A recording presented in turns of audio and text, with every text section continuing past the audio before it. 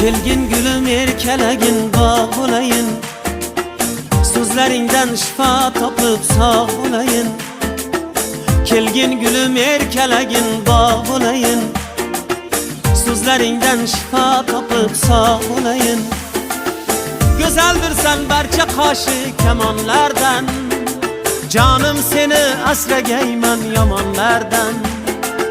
Güzeldir sen berçe kaşı kemanlardan, canım seni esregeymen yamanlardan.